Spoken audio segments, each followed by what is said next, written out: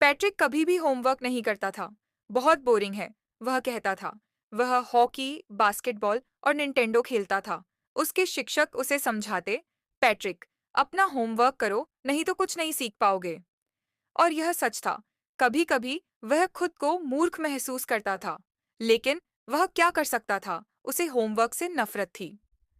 फिर एक दिन उसने अपनी बिल्ली को एक छोटी गुड़िया से खेलते हुए देखा और उसने उसे छीन लिया। उसकी हैरानी की कोई सीमा नहीं रही जब उसने देखा कि वह गुड़िया नहीं बल्कि एक नन्हा सा आदमी था। उसने ऊनी शर्ट, पुराने ढंग की पतलून और एक लंबी ऊंची टोपी पहनी थी जो किसी जादूगर की तरह लग रही थी।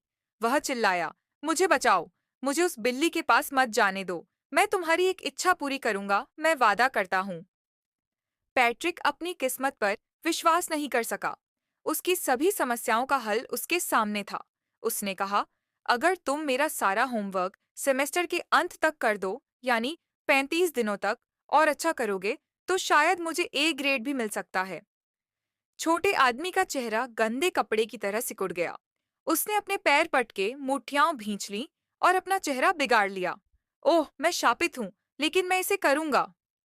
और अपने वादे के अनुसार वह छोटा बौना पैट्रिक का होमवर्क करने लगा। लेकिन इसमें एक समस्या थी। बौना हमेशा सब कुछ नहीं जानता था और उसे मदद की जरूरत पड़ती थी। मदद करो, वह कहता था, और पैट्रिक को उसकी मदद करनी पड़ती थी, किसी न किसी तरह।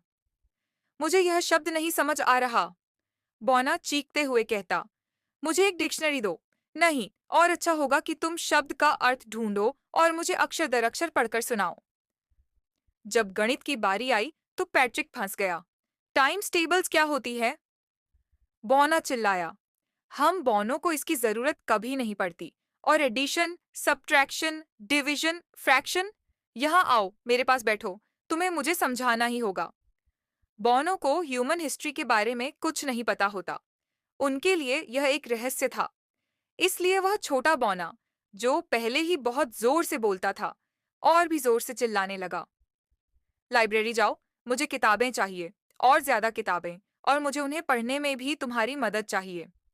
सच तो यह था कि हर दिन, हर तरीके से वह छोटा बौना पैट्रिक को परेशान कर रहा था।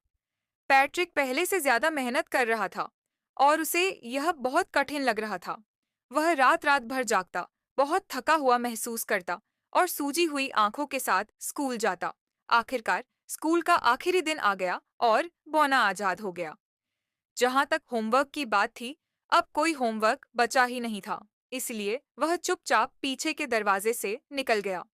पैट्रिक को एक ग्रेड मिले। उसके सहपाठी हैरान रह गए।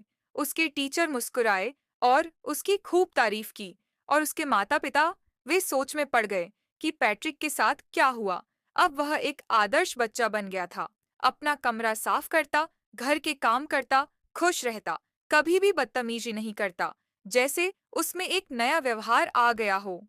देखो, आखिर में पैट्रिक को अभी भी लगता था कि उसने उस छोटे आदमी से अपना सारा होमवर्क करवा लिया था। लेकिन मैं तुम्हें एक राज की बात बताती हूँ, सिर्फ तुम्हारे और मेरे बीच। असल में वह बौना नहीं, बल्कि खुद पैट्रिक ही था, जिसने अपना सारा होमवर्क किया।